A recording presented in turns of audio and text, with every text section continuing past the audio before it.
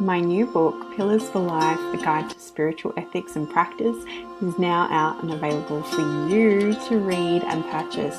You can check out our website, willowhealing.org, to find a link, or you can find it on Amazon. We look forward to getting your feedback, and if you love it, please leave a review and share with your friends. Now it's time for the show.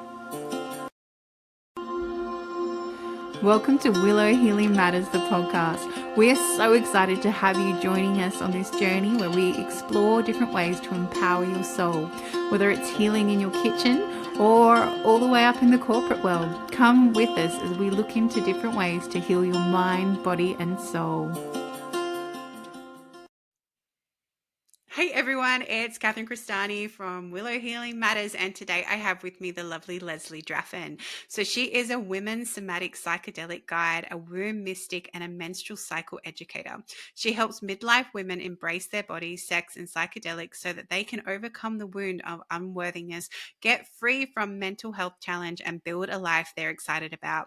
Leslie believes somatic practices like breathwork, along with sacred earth medicine, have the power to bring us home to ourselves, awaken our authenticity, and heal the trauma locked within our subconscious. So a big welcome to the show, Leslie. Thanks so much for having me. I'm so excited to be here. So I guess what started you on your journey with womb healing and all the beautiful medicine the earth has to have and offer, or Yeah. has?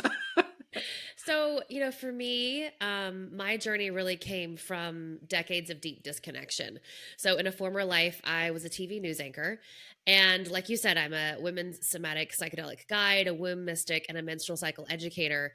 And so I transitioned into this work after numbing out, punishing myself through things like eating disorders, alcohol abuse, because unknowingly, I had this really deep wound around feeling unworthy.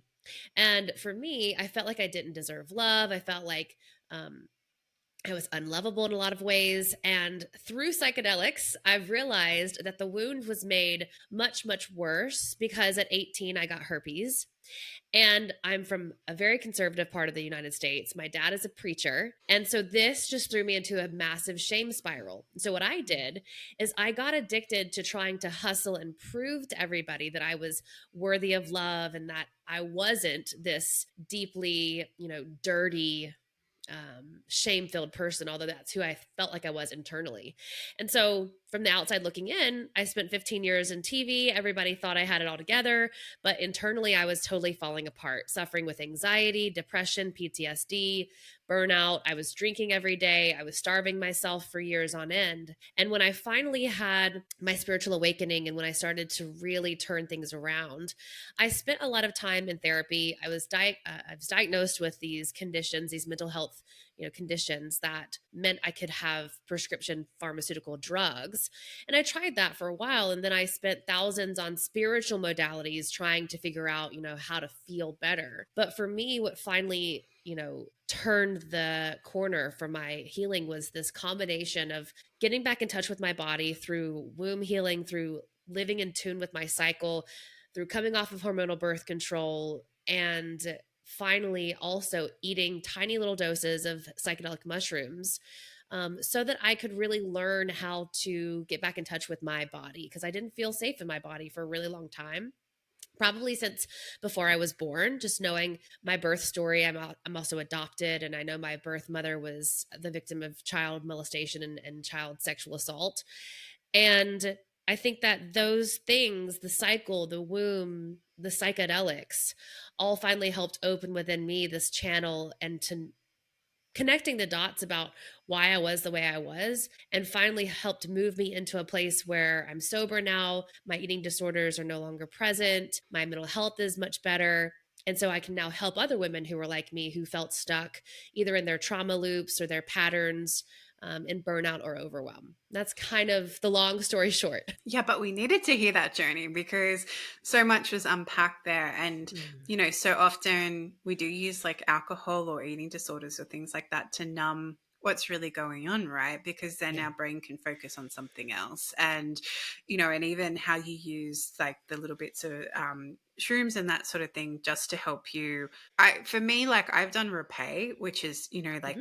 yeah, you know what it is. And it's like a tobacco plant medicine. And when people asked me what it was like, I said, it's like it just turned that voice off inside your head so you can have some Mm, silence for a little while. mm, So I don't know if that was similar to your experience where it was just, it made everything that needed to come to the surface without the ego trying to step in and take over. And it doesn't mean that our ego needs to die. And this right. is this thing that people have to get past, where they think the ego's gone. It never goes, and it's never No. meant to go.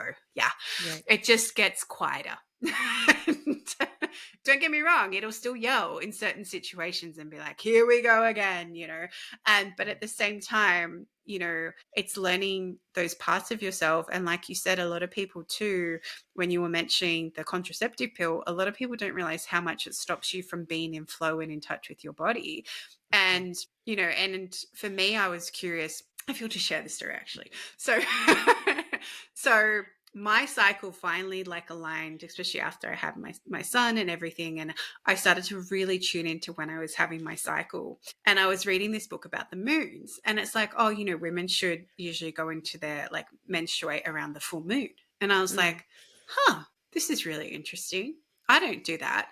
And then it almost subconsciously planted something, and my cycle shifted to be in line with the full mm. moon. Right.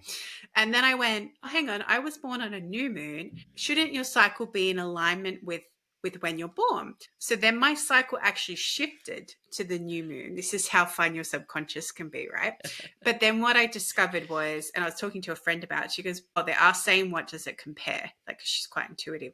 And I said, well, actually, my energy is so much worse when it comes on a new moon than compared to when it comes on a full moon. So then once I made that Ah. realization, now it has shifted back to a full moon, and it comes every full moon. So it's just like, So you said your energy is better when you bleed on the full moon than when you bleed on the new. Okay, that's fascinating. correct. And I feel like because it's almost like the energy for a full moon, if anyone's curious why full moon's such a big thing, it's when it has its biggest gravitational pull on Earth. And this is Mhm. when the tides are bigger. This is when the crazies come out. The reason the crazies come out is because the full moon pulls the parasites out of people, right? So this is like all like you could go talk to people like nurses and things. They'll always tell you the emergency ward is the worst on a full Yeah. moon. My husband used to work in security. He said always worse on a full moon, like all Mm. these things. But, and then I feel like in terms of a menstrual perspective, it makes sense because the full moon helps pull the blood out and allow it to flow better. Mm. Yeah. Yeah, so I didn't think about it that way. I was thinking, maybe you're giving yourself a little more rest than you think you are if you're ovulating at the new moon when the moon is at its darkest. So maybe Mm-hmm. you're taking care of yourself better all month long when you bleed with the full. Um, but yeah, as far as bleeding with the cycles, I was so bleeding with the cycles of the moon. I was so like just longing to bleed with the moon cycles when I started my journey. I came off of the pill in 2020. I didn't have a cycle for like 8 or 9 months. And so Wow. I faked it till I made it. And so I would just pretend like I had my bleed every new moon, and I would do rituals around this non existent period, but like taking care of myself like I had my bleed. When I finally got it, my cycle was always pretty long. So 33 to 34 days. And so I would naturally fluctuate between new moon to full moon to waning moon to waxing moon.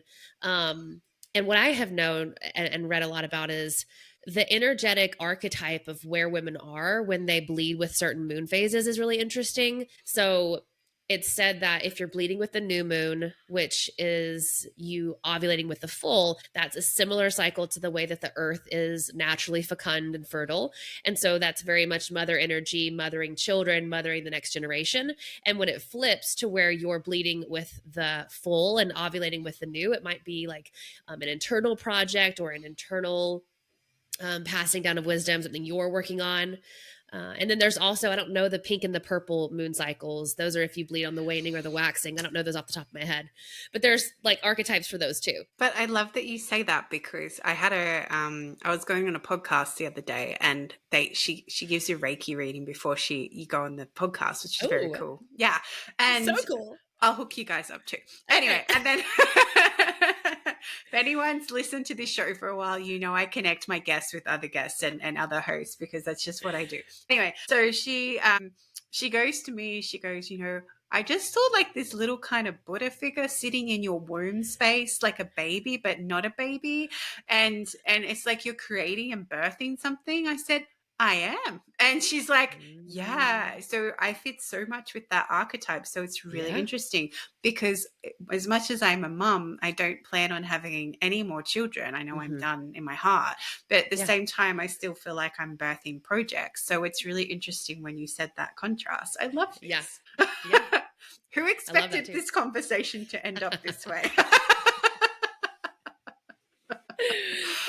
Well, I guess that's too like the power of the womb, right? And that's something very special and unique to women. You know, men don't Hmm. have that womb energy per se. They still have their, you know, their sacral chakra and their solar Hmm. plexus, but the womb energy of creation is very unique to women. And I feel that's something that's not really honored and talked about as much as it should be. Yeah, 100% agree. And for me, because I was adopted and my mom, the one who raised me, who was technically my adoptive mom, had a hysterectomy prior to birth. I was never around a bleeding woman growing up. And then, of course, I grew up in the church where the sin of Eve was passed down through all of the female lineages. And, I wasn't in like a super fundamental Christian upbringing, but it was traditional and conservative enough for me to get some like unconscious downloads about what it means to be a woman and what it doesn't mean. And so when I first came off of the pill, I was so much still in my masculine energy that I thought if I did everything right, if I cycle sync, if I take the right supplements, if I seed cycle, if I do all of the crazy shit out there, right, I will get my period back. And so I always call it like masculining my menstrual cycle. No, I had to really learn to like slow down. I had to finally come back in touch with the womb. And when I did that and really started to understand the slowness, finally the bleed came back. Finally, I understood, the different archetypes that I was working with each month. And it was so much less stressful because honestly, I added so much more stress into my life trying to cycle sync perfectly. And that's just not necessary. Like it's so popular online to cycle sync all the little things of your life. And I certainly love a good like cycle Plan. sync cleaning the house hack, but like it's completely unnecessary to be that stressed out about your cycle. And I it'll just got do worse. Yeah, and I got this beautiful diary, and at the back you could record where your menstrual cycle is, and it Mm-hmm. aligns it with the moon. But it was funny because for me, it just showed how it was just shifting closer to the full moon. I didn't have that Mm-hmm. expectation, and now it's a full moon, so I'm expecting today I'll probably get my cycle. Weird that we're meeting on a full moon, you know. And at the same time, it's just like, you know, it's just there. But for me, it's like just that in my mind, it's like, okay, I'm still regular or I'm still, and it's about paying attention to your cycle and just being aware of it because Mm-hmm. it's when it starts to get really dysregulated, you know, more than a couple of days. And I feel Mm-hmm. that's the feedback you need to pay attention to because if it's all the time, then that can be something's imbalanced in your body and Mm-hmm. that there's something you need to check in with to see why that is happening because it's Yeah. such an important thing to notice. Yeah, for sure. I think the cycle shifting more than three is kind of fine. Like when I work with people, five, that's when I look at it 5 to 7 days specifically. But the other thing is if your bleed length is changing, if your bleed color Yes. is different, and that's why I think it's so important to like actually get to know your blood and to see, okay, what scale is this? Like, is it light red? Is it dark red? Is there a lot more mucus in it than there is actually like blood? Do you have a lot of clumps? Do you not? Is there pain associated with it? There's so many interesting things that the cycle shows you about your overall health, your nervous system, your mental capacity. I mean, so many interesting things. Agreed. And I think, you know, it's not talked about enough. And I still remember being in high school and being taught by a male about my menstrual cycle. And there's no, like, I get it. That's just part of like the role because he was my PE Sure. teacher. But at the Mm. same time, like when you're telling a female that, like, I still remember to this day, said to the class, oh, if you're a female, you should use a tampon because they're just easier, more convenient. And I went, no, that doesn't sit with me. So for me, that doesn't sit with me, Mm. you know, and, Yeah. but at the same time, I'm like, you're a man. How can you tell us how that feels? You know, and it was just, Right. Oh, Right? Anyway, so then it started this whole questioning of narratives of like, well, actually, no, like that doesn't right. But even, when it comes to that time when you're I know for me when I was a teenager, my mum just kind of went, oh, you know what it is, here's some pads. And I'm like, actually, no, this is really freaking me out, like, yeah. so I guess it's just having that ability to understand your own cycle so that if you have a daughter, you can help them understand their cycle as well. Yeah. 100%. I think that, as someone who doesn't have children, I'm a child free by choice. I'm just like that weird aunt, which I always like wish I wanted. Like I never had a very close relationship with my mother at all, and so I don't think I would have been able to have this conversation with her again.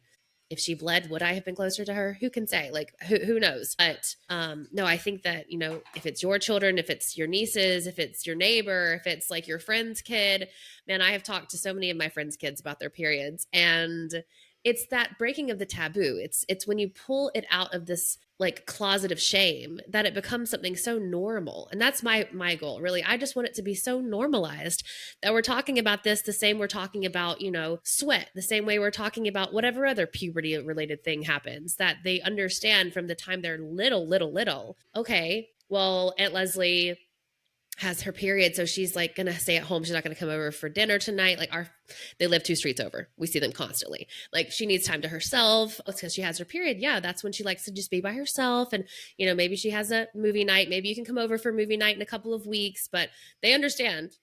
They get this covered, and they're 4 and 8, and there's a little boy too, so he's also getting it. Yeah, exactly. And I guess it's just that, okay. And I guess, society has been so programmed as well that, you're not meant to stop and actually honor yourself in those Mm-hmm. moments. And sometimes you just need to. And I know I have a friend and she's like a doula.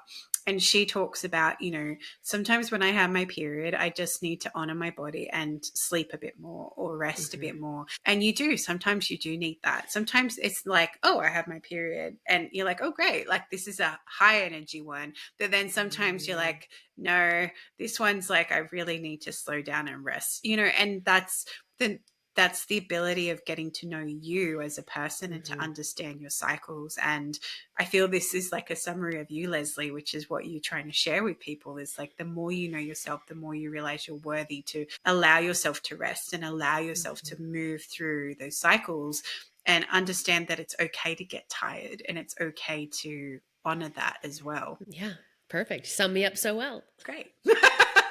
We are done. No, just kidding. so so I guess then you've got these beautiful womb practices and now you're using earth medicine as well. And how do Mm-hmm. you apply that in your practice? So, when I started my cycle coaching, that was the first thing I did outside of being a news anchor. I actually was trained by a woman out of Australia, Jim Lee. Um, so when I started to uncover that the people that were coming to me very often had some type of a womb related trauma. Even in the children, the little girls that was working with, these like 13-year-old girls, would have this deep feeling of like not being good enough, or like it wasn't okay to be a girl, or it wasn't safe to be a girl. And so the way that the psychedelics became part of my life was I had a deep shame around that herpes diagnosis. And it was really feeling like it was blocking my relationship with my husband. And I had done all these other more conventional things to help my libido, to feel like I could turn my desire back on. And so when I heard a woman on a podcast talk about psychedelics for sexual shame and sexual trauma, I had her on my show. And then immediately the second we hung up the call, I hired her. So, like, this is fascinating. So I worked with this woman whose name is Bijou for several months on my own. And as I did that, it really started to just, I don't know, just like open something in me where I would journal and I would have these downloads, like the menstrual cycle and the womb and psychedelics, they're all connected. It's all related somehow. And so when I saw my own sexual trauma really become something that I felt safe enough to excavate, to look at more deeply, I realized that the women I'd been working with on their cycles would probably benefit really deeply from psychedelic medicine as well.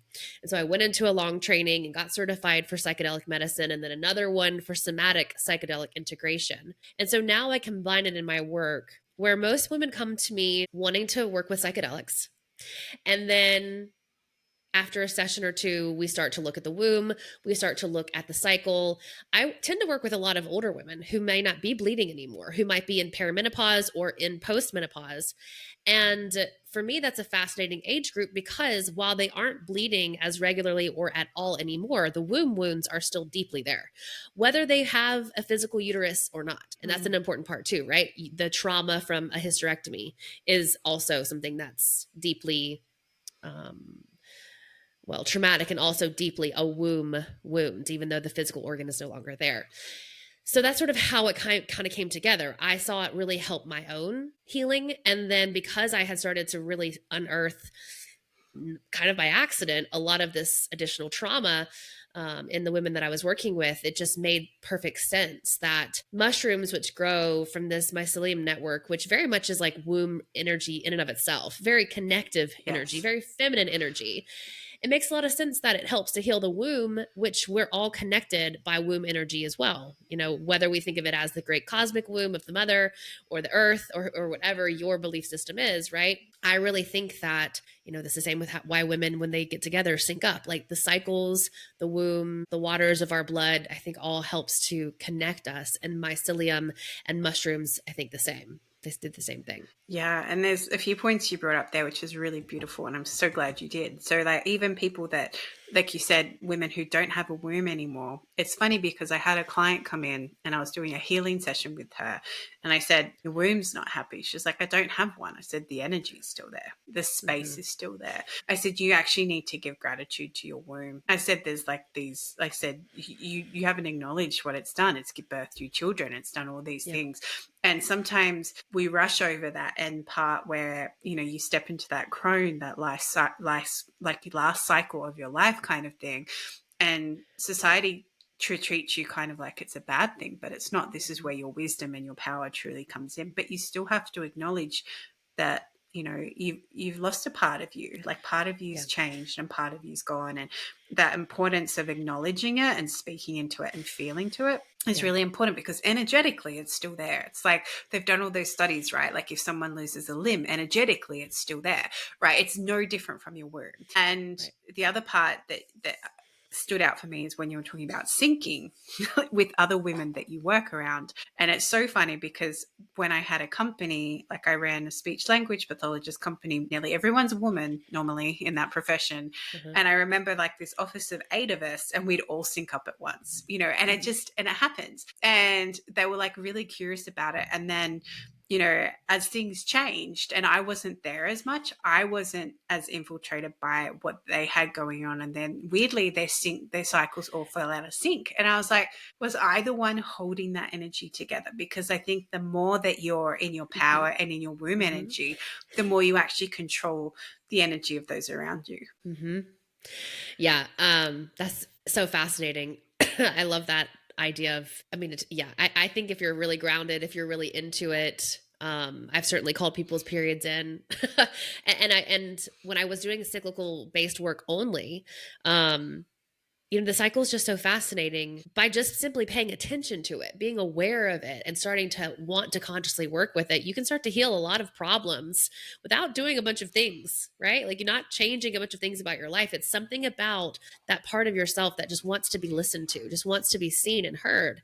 And once you do it, a lot of things will sort themselves out. And so, like you mentioned with the, you know, the energy of the womb, the other type of people that I work with a lot are women who have had yes, either some type of sexual trauma or they struggle with period problems like PMDD or endometriosis. And what I have really noticed is through working with psychedelics and the cycle, those women are seeing massive strides in the way that they cope with the things that they have. Their symptoms may still be present, but their mindset around the symptom is so shifted and so different. They're starting to see their womb not as their enemy, but as their guru, as their guide, as the thing within them that can really help lead their whole life. But they've been silencing it or shaming it or hating it for so long. And I had one client who finally got an endometriosis diagnosis while we worked together, and then raised money for her surgery right after we stopped working together. And she just had the most beautiful testimonial afterwards about, you know, I finally saw this as not a problem to fix. It was something that I could work with, and I could start to really listen to the signs and the symptoms of what was happening within me. And sure, she still was in immense pain at times, and she did have surgery to help alleviate some of that. But I just really loved that shift and that transition that she was able to achieve through a difference in awareness. Exactly. And it's that perspective, right? When you can have Mm. that perspective shift, it's no longer a bad thing, you know. So, you know, for ages for me, it was like, oh, my period again, right? This is like when you go through your Yeah. cycles and then you're like, and then when you don't want to fall pregnant, it's like, woohoo, my period came. Hey, versus I'm going to the beach this weekend. I don't want it. Versus, Mhm. yeah, I'm not pregnant. I don't want to be pregnant. Right. You know, like, oh, all right, thank you. I'm still having that cycle and I'm still Yeah. bleeding, you know, um, and it was funny, another client I had, and she was going through like starting the menopause journey and that sort of thing. And she's just like, oh, you know, like what's going on? I said, I don't know. It needs heat. She goes, what do you mean? I said, I just kind of saw her womb and it just had like a big chili symbol over the top of it. It just wanted some spiciness. It just wanted heat going into it. I wanted Mm. some, you know, and now I look back and I'm like, now I fully get it. At the time I was still like learning what it fully meant, but I just said, you need spice. That's what it's saying. You need actually eat spicy Mhm. food. But at the same time, because that area is so close to your belly, it almost needed that warmth. It needed just to Mm. feel love and warmth and needed to feel like it was still had a place, even though Yeah. it was moving out of her life, you know, and was no longer in that womb energy it was. Mhm. And again, it comes back to that cycle of what part of your life are you in, and to honor that and accept it and change your perspective on it rather than, oh, I'm going through menopause, I'm having hot flushes and all that stuff. Flipping it like, wow, I'm really grateful to entering this last stage of my life. This is what Mhm. I've had and accepted up to this point. And I feel it's that perspective shift, like you were saying, which is so powerful in terms of how we Mhm. treat our bodies and how we respect as women our cycle as well. Yeah, for sure. Yeah. Yeah. You're like, nothing further. Yeah. Done. Oh dear. So as we start to finish our time together, Leslie, I asked the guests that come on the show, if you could heal or change something in the world, what would it be? I really think it's this imbalance between the masculine and the feminine that really needs to desperately be healed. We're chatting June 9th. And here in the States, there are massive protests going on right now around ICE, around the deportation of people who some folks call illegal. And they've been massive protests in LA. And so for me, it's just there's so much evidence of the patriarchy's last death grasp happening on social media, happening in big media. I can talk shit about the media. I was in the media, right? Like I know how it was. And so I think we need a massive realignment of balance between the masculine and feminine. And it doesn't mean when we topple the patriarchy that there will just suddenly be like a matriarchal society. And also, a matriarchal society is not the opposite of a patriarchal society. I It's think people really get that balanced. wrong. Mm. It's a balance. It's where people are in their healed versions of themselves. And so we aren't just raping the planet. We aren't, killing people for the sake of greed and for the sake of capitalism. And so for me, that would be what I would change is this shift. And I think the way that I see myself doing that in my own work is helping people reckon with that in themselves. Yeah. I think I've been doing my Dharma for a really long time. And I think it was really part of my Dharma was to be a journalist, which was to help people understand the world around them. And now it's to help people understand their internal world and how that applies to the world around them Yeah. through asking questions, through doing deep inquiry. Exactly. And I think the point you brought up about being balanced, that is about being in your feminine. Your feminine is Yeah. about having that balance of the masculine as well. And it's not just for if you're a man listening, it's not just the females. You still need to be in balance of your masculine and your feminine. And your masculines should, come forward a bit more because that's the energy that you've got. And it doesn't matter, there's this big thing about, same-sex relationships. And there's so much research that shows you'll still have a more masculine energy and a more feminine energy from the partner. Otherwise, it doesn't go long distance. It doesn't last. And it's Mm-hmm. this balance between the two that is really important to remember, no matter what relationship looks like for you or Right. whatever energy that you're in, because we always need that balance. That is how we're designed. That is how the earth is designed. That is how we're designed. We need Yeah. balance. And it's almost, for me, I always see a triangle, like, you bring the shadow and the light, and then you have enlightenment, or you bring the masculine and the feminine, and then you have balance. So for me, it's always you have to find that balance between the two. And, I think the other thing for me that's important to talk about when we talk about the balance is the fact that there has to be the healed feminine, there has to be the healed masculine. Yes. And, in my relationship, we've been together for 10 years this November. In the beginning, I was very much in my masculine. He couldn't be in his masculine because I was over masculine. Like you can't have equal parts if one is too much. And so I think that's where we see the patriarchy being, just like I said, in its final death rattle. It's every unhealed, toxic symptom of patriarchal society that you can imagine happening right now at a massive scale. And so it's going to take healed feminine to start to rise up and hopefully help to rebalance those scales. But again, you can do it within your own life and within your own practices. And I think mushrooms really help with that because, and I love that you use like the triangle.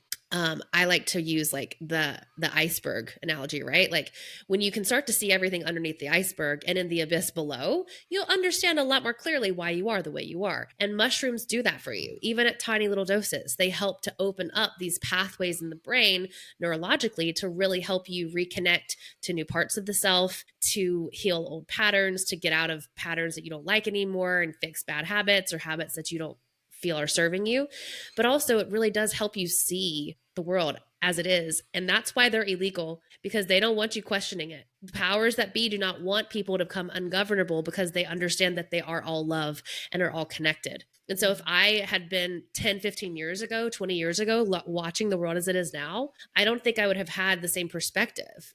And mushrooms, I think, gave me this ability to see no matter who you are, from whatever place you are, we're all the same. We're all connected. The same. And we're I think, all one. Yeah, Exactly. we are. And that's, I think, what would take to heal the world if everybody just ate some mushrooms consciously. I love that. I love that. And if people want to come work with you, Leslie, where can they find you? Well, the easiest thing I think to find me at is I'm on Instagram until they kick me off, at Leslie Draffin. I also have a podcast, which Catherine's going to be on here in a little bit, called The Light Within. And then if you're interested at all in understanding either your cycle or how microdosing plays into that, I have 2 fabulous little freebies I'd love to offer. And I'm sure Catherine will put those in the show notes. Cycle Alchemy is a way to understand your cycle in an intuitive tracking method that also talks a little bit about my cyclical microdosing method. And then I also have my microdosing guide for women and anybody, but it's definitely got a feminine spin, which you can grab in the show notes. And those will put you on my email list, which is really where I do most of my magic for all those folks out there that don't want to live in the algorithm world. Fair enough. I completely understand. So I will make sure, definitely 100%, Leslie, I'll pop all that in the show notes. I'm looking forward for us to continue our conversation on your podcast. And and thank you everyone for listening, and thank you for spending your time with me. Thanks for having me. Done. Thank you for listening to Willow Healing Matters, the podcast. We have so much love and gratitude that you have taken the time out of your day to empower you on your healing journey. The views shared by the person being interviewed might not necessarily reflect that of the host and should be used at your own discernment. Trust what resonates for you and follow your heart and soul guidance. If you have any underlying medical conditions or mental health issues, please consult with your healthcare provider before pursuing any of the recommendations. Likewise, you can always contact the person being interviewed to find out more information. This can be found in the show notes. Remember to activate, align, heal, empower, and find love in everything that you do.